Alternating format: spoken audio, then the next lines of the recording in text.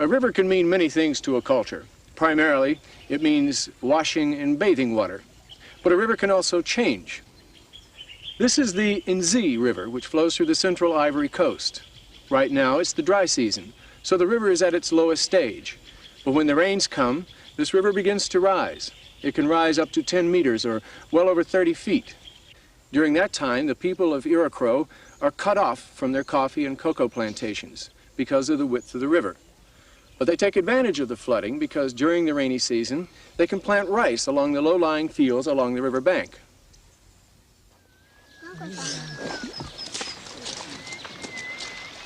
The Bali people of the Ivory Coast are very clean. Much time is spent washing clothes and bathing, even when the river is low. Of course, swimming is part of bathing. The clean clothes are laid out on the sandbanks to dry. Wash day is also a time to socialize and pick up the latest gossip. During the low stage, there are places where one can wade across the Inzi River. For this Bali woman, it is still no easy task. With a load of firewood on her head and her baby on her back, she must cross the Inzi to get to the market.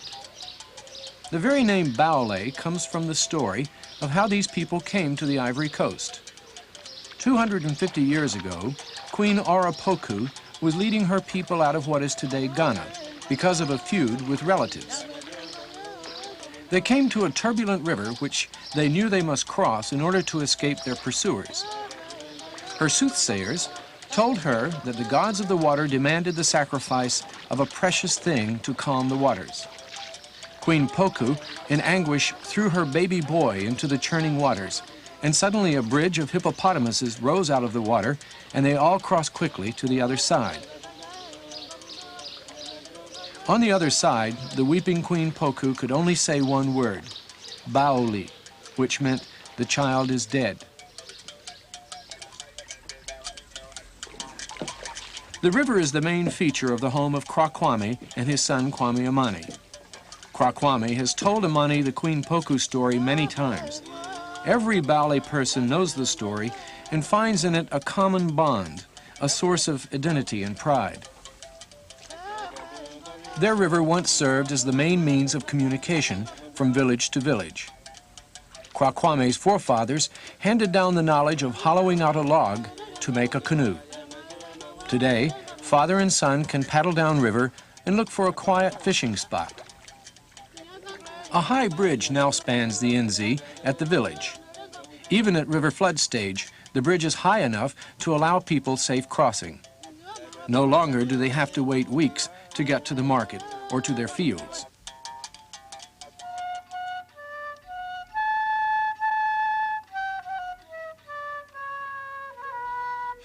In the high Sierra Madre of Chihuahua, Mexico, the mountains and cliffs form the barriers. To get from one valley to another, the Tarahumara Indians must cross steep, rocky mountains. Growing their corn here is difficult. The soil is thin and hard. The weather is very unpredictable. Winter brings snow and ice. Most people think of Mexico as all sunny and warm, but at 8,000 feet, the Sierra Madre can be very cold. Only during the spring and summer can the Tarahumara grow their corn.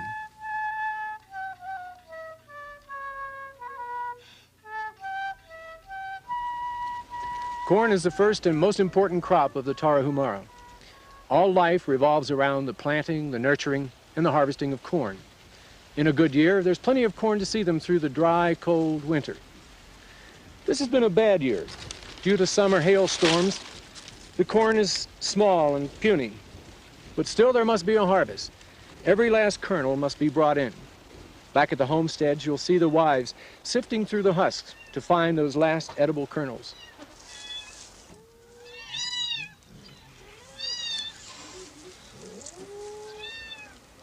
It is a slow and tedious job, but it must be done. These few kernels, which will barely fill a small pan, might provide that one crucial meal which would make the difference between starvation and survival. This Tarahumara woman feels deeply the responsibility she bears in feeding her children and her family. The cat is yet another mouth to feed. Soon the harsh, bitter winter of the high Sierras will come. Snow will cover everything, and nothing will grow.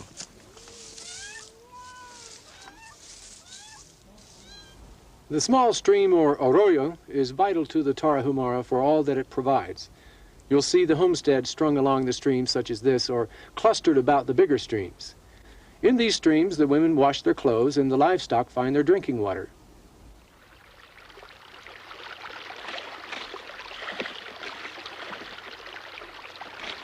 Like the Bauli of the Ivory Coast, Tarahumara women of Caborchi depend on streams to wash their clothes. During the dry season, the streams shrink to mere trickles. Washing means putting soap into the stream, which pollutes it.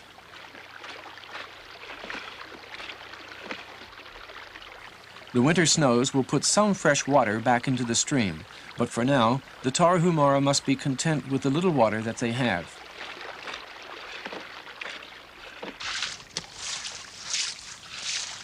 Trash and animal waste also pollute the streams.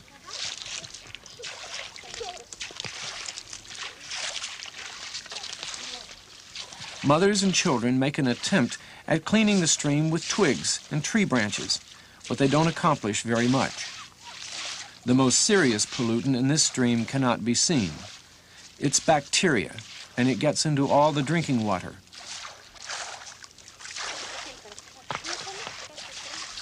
The bacteria make the people sick, especially the children.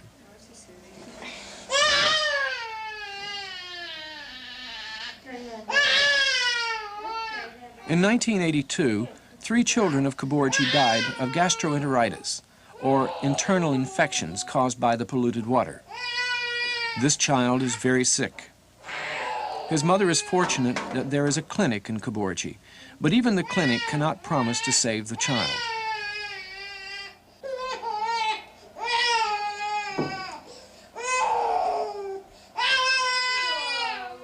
Drinking more of the same polluted water only reintroduces the sickness.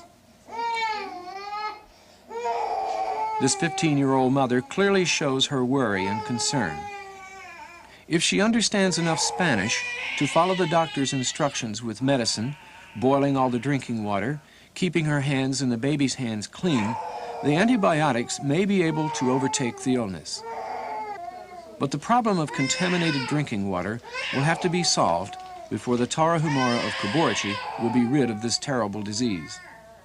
Caborchi is a beautiful place despite the problems of weather and water contamination. The Mexican government is doing the best it can to educate and assist the Tarahumara.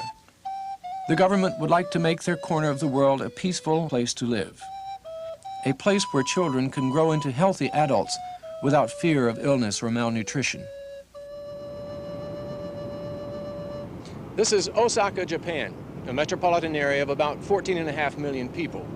Osaka, its suburbs and neighboring cities stretch from the Seto Inland Sea across a few miles of flat coastal plain to the mountains. Now, these mountains you see behind me dominate about 4/5 of the total land of Honshu, Japan's most populous island. That means that the Japanese must live on the coastal plain, or the 1/5 which is suitable for building. Since Japan is an island nation, the sea has been a determining force in Japanese lifestyle. Ships and navigational skills were developed early so that Japan could communicate with other countries as well as each other from island to island. Today, shipping and harbors dominate the coast. Fish was and still is equal to rice as a mainstay of the Japanese diet.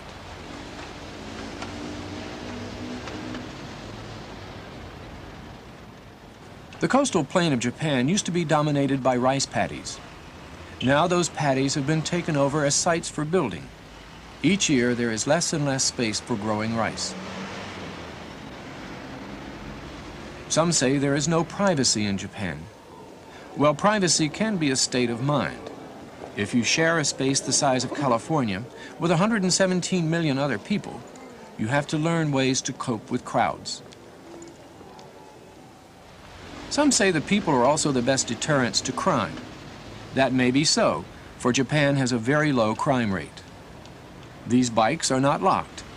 Their owners have taken the train to work and will not return until 6 o'clock.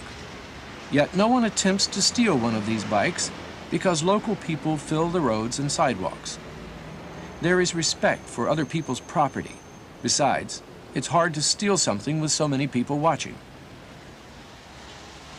There is a constant search for space in Japan.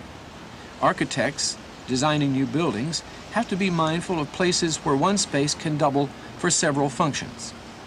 This building, the Plaza Hotel in Osaka, has a beautiful Japanese garden. What better place could the architect find than on the 4th floor rooftop?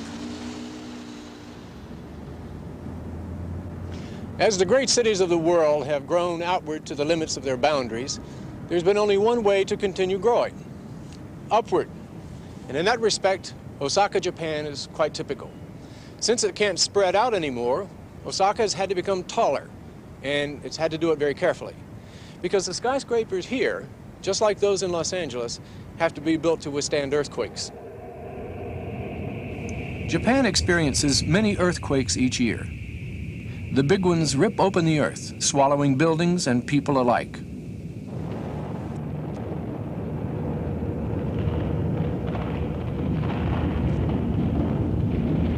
Earthquakes often cause landslides. In this rare sequence of photos, you can see the terrible force of a landslide as it brings down a house. Another result of earthquakes is fire. With the crowded conditions of Japanese cities, fire spreads rapidly. If a fire gets out of control, whole sections of a city can be lost.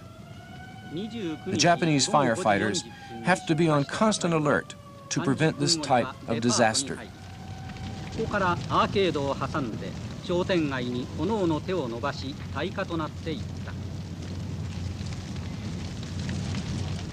Fire is a threat to the people of the central Ivory Coast. During the dry season, this village of Yrakrov is always in danger of brush fires, which sweep across the country. Severe weather and contaminated drinking water are the hardest problems for the Tarahumara. Living on a land which is unpredictable and limited in size forces the Japanese into crowded conditions. So naturally, any phenomenon which affects one affects many, many people.